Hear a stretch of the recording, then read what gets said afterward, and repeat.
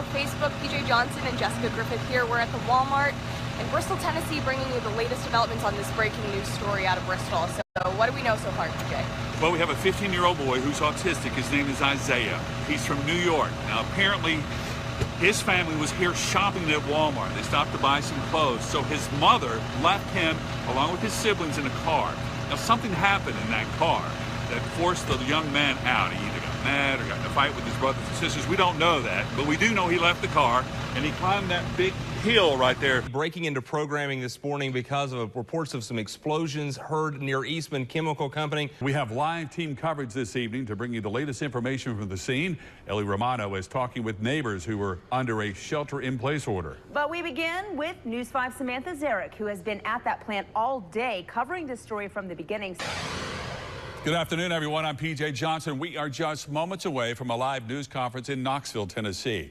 You know, just when you thought the Tennessee Vols search for a new football coach might be nearing an end, there has been another twist. Heavy rain near Bristol Motor Speedway is causing a large and dangerous amount of flooding at Earhart Campground. News 5's Jessica Griffith is there. Jess, what's the latest?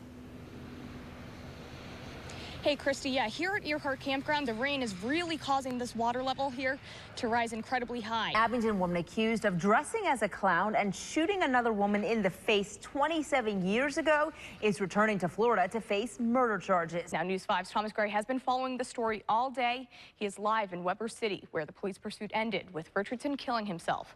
So, Thomas, what's the latest? Jess, we just heard from several officials who did confirm that after the car chase, Todd Richardson did kill himself. The two men vying to be Virginia's next governor will square off in their third and final debate right here in Southwest Virginia. Can I respond to that? No, not really. We need to move along because we're, I don't mean to be rude, but we need to move along.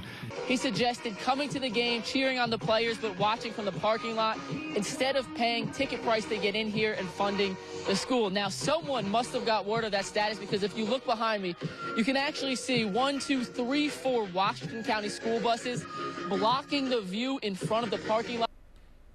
The complaint seeks to force the removal or retirement of Judge Pomeranke from the bench or punish him with a censure. It comes after the State Judicial Inquiry and Review Commission heard evidence last month. Well, this has certainly been one of the strangest things that I've seen in my 17 years or so of covering the University of Tennessee's athletic department. Today's media conference was, for the most part, upbeat, but at times it was a little contentious. Welcome into Bristol Motor Speedway. How about that kind of race there?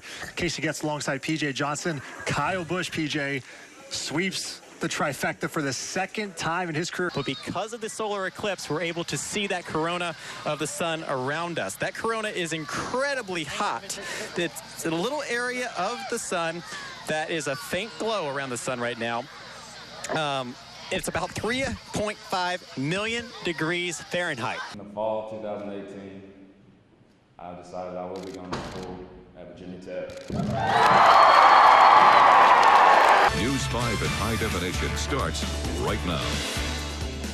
He said something just bad happened. And then we heard the fire rescue, and then we heard a bunch of ambulances, and then we saw a big cloud of smoke.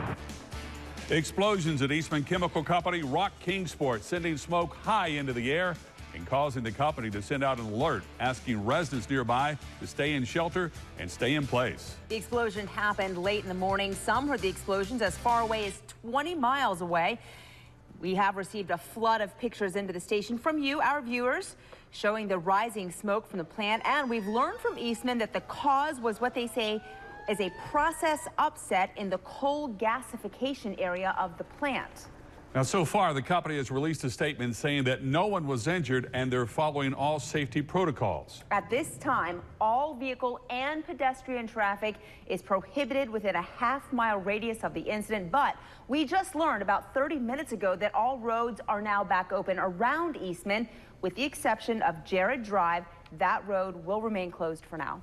Now, we have live team coverage this evening to bring you the latest information from the scene. Ellie Romano is talking with neighbors who were under a shelter-in-place order. But we begin with News 5's Samantha Zarek, who has been at that plant all day covering this story from the beginning. So, Sam, what have you learned at this point?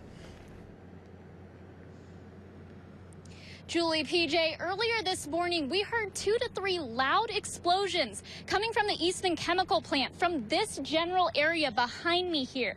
Now, Eastman says they experienced what they call a process upset in their coal gasification area, which caused those loud explosions. Immediately after the explosion, thick black and brown smoke was in the air.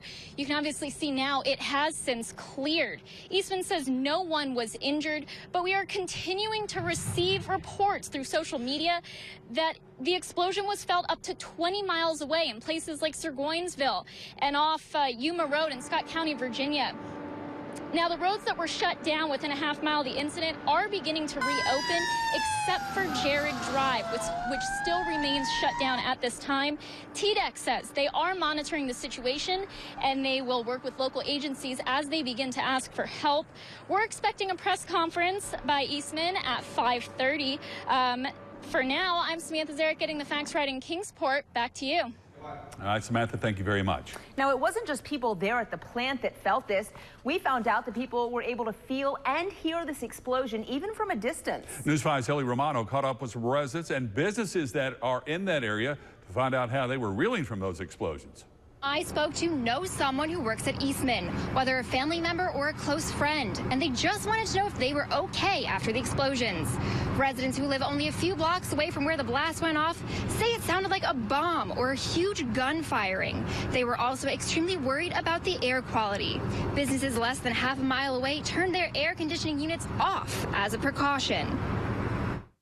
We just heard a loud boom, and actually the building shook, so we kind of looked around to try to figure out what was going on. And then about a minute later is when the second explosion hit, and that's when we realized that it was actually coming from the Eastman, and we looked out the window and saw the black smoke. Employees at that drugstore initially thought a car ran into their building before they realized it was explosions. We'll hear more from witnesses coming up at News 5 at 6. For now, getting the facts right in Kingsport, Ellie Romano, News 5 WCYB.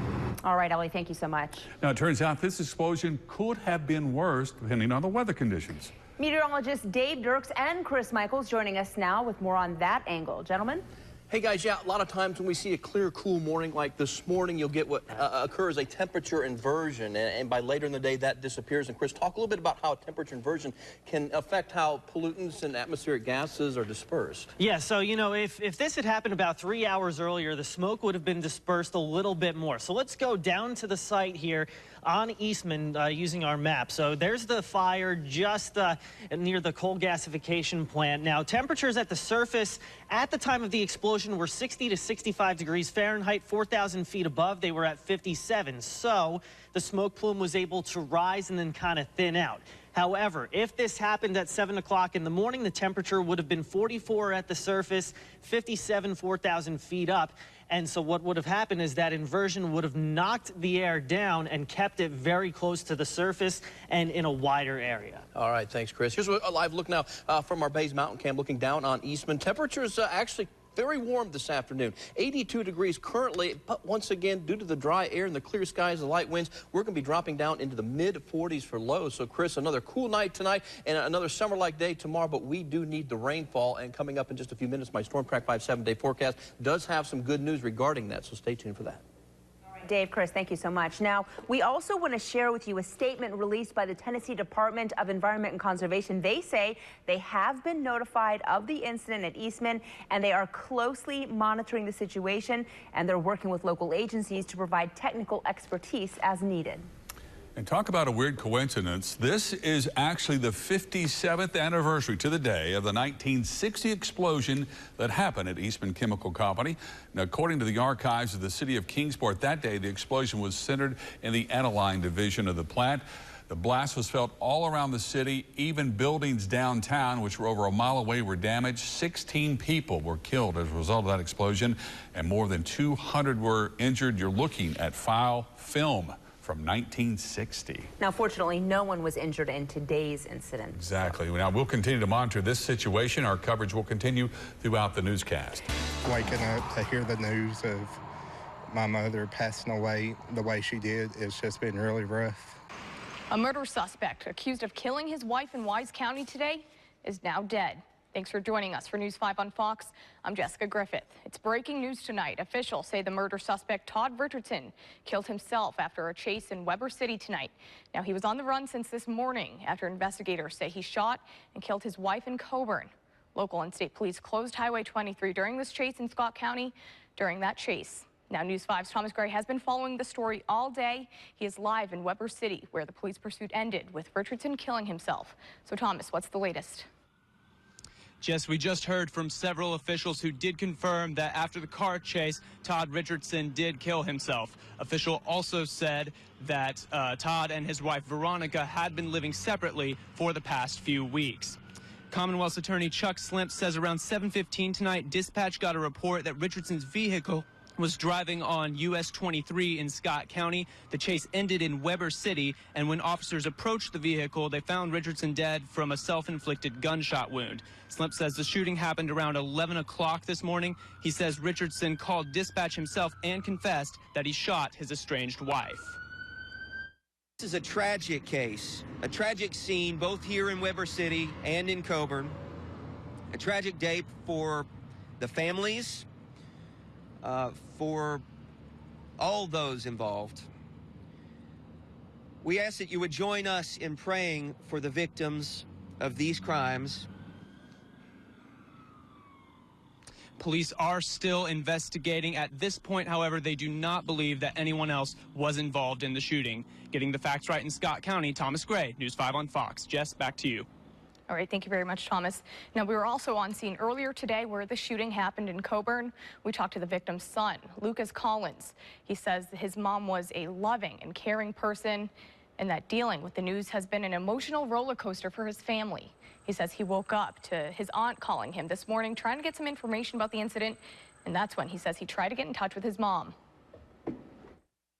So I attempted to call my mom, and after the third time not answering, I called my sister, and she was crying on the phone, and I just knew what it was at that point, and she told me that she had been shot. We will keep you updated on this story. Stay with News 5 on our website at WCYB.com or our Facebook and Twitter pages as we continue to learn more information. And News 5's Olivia Bailey will continue live reports on News 5 tomorrow morning starting at 4:30.